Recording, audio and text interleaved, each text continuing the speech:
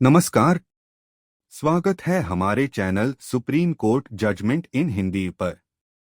यहाँ हम supreme court के महत्वपूर्ण फैसलों को आसान हिंदी भाषा में समझाते हैं ताकि आप इन्हें आसानी से समझ सकें और सुप्रीम कोर्ट के निर्णयों से हमेशा अपडेट रह सकें। जुड़े हमारे साथ और हर दिन नए फैसलों की जानकारी पाएं। धन्यवाद। नमस्कार दोस्तों, आज हम बात करेंगे एक ऐसे केस की जिसने भारतीय संविधान के अल्पसंख्यक अधिकारों और शैक्षणिक संस्थानों की स्वतंत्रता को लेकर महत्वपूर्ण सवाल खड़े किए हैं। हम बात कर रहे हैं अलीगढ़ मुस्लिम यूनिवर्सिटी यानी अमू केस पर सुप्रीम कोर्ट के हालिया फैसले की।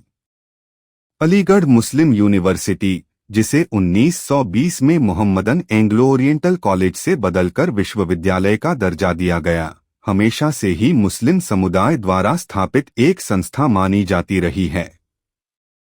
परंतु 1951, 1965 और 1981 में हुए संशोधनों के बाद इसके अल्पसंख्यक दर्जे को लेकर सवाल खड़े हो गए। मुख्य सवाल यह है कि क्या अमू भारतीय संविधान के अनुच्छेद 30(1) के अंतर्गत एक अल्पसंख्यक संस्था मानी जा सकती है? क्या इसे मुसलमानों द्वारा स्थापित और संचालित किया गया है ताकि यह अल्पसंख्यक संस्था के तौर पर आरक्षण दे सके? इस मामले में पहले इलाहाबाद हाई कोर्ट ने यह निर्णय दिया कि अमू एक अल्पसंख्यक संस्था नहीं है क्योंकि इसे संसद द्वारा स्थापित किया गया है। इसके बाद मामला सुप्रीम कोर्ट में पहुंचा, जहां इससे जुड़े पहले के कई केसों का अध्ययन किया गया, जैसे कि अजीज बाशा बनाम भारत संघ और TMA पाई फाउंडेशन केस। सुप्रीम कोर्ट में दोनों पक्षों ने अपनी बात रखी। अमू की तरफ से कहा गया कि इसे मुसलमानों ने स्थापित किया है और इसका उद्देश्य मुस्लिम समुदाय की शिक्षा को बढ़ावा देना है। वहीं सरकार ने तर्क दिया कि चूंकि यह संसद के एक्ट द्वारा स्थापित है, इसलिए इसे अल्पसंख्यक दर्जा नहीं दिया जा सकता। सुप्रीम कोर्ट ने इस मामले को और गहराई से समझने के लिए इसे 7 जजों की पीठ के सामने भेज दिया है। कोर्ट ने स्पष्ट किया कि यह सिर्फ अमू का मामला नहीं है, बल्कि इससे जुड़े कई बड़े सवाल हैं, जैसे कि अल्पसंख्यक समुदायों को शिक्षा के क्षेत्र में किस तरह की स्वतंत्रता मिलनी चाहिए।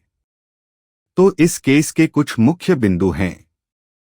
क्या अल्पसंख्यक संस्थाओं को संविधान के अनुच्छेद 30(1) के तहत खास अधिकार मिलने चाहिए? क्या कोई संस्था जो संसद द्वारा स्थापित की गई हो, उसे अल्पसंख्यक संस्था कहा जा सकता है? क्या अमू अपने अल्पसंख्यक दर्जे के आधार पर आरक्षण दे सकती है? यह फैसला आने वाले समय में भारत के अल्पसंख्यक शैक्षणिक संस्थानों के अधिकारों को गहराई से प्रभावित करेगा। अगर अमू को अल्पसंख्यक का दर्जा दिया गया, तो कई अन्य संस्थाएं भी अल्पसंख्यक दर्जे की मांग कर सकती हैं। अंत में यह कहना गलत नहीं होगा कि अलीगढ़ मुस्लिम यूनिवर्सिटी केस भारतीय न्यायपालिका में एक ऐतिहासिक केस के रूप में दर्ज होगा। यह भारत में अल्पसंख्यकों के अधिकारों और उनकी शैक्षणिक संस्थाओं की स्वतंत्रता के सवालों को एक नए तरीके से परिभाषित करेगा।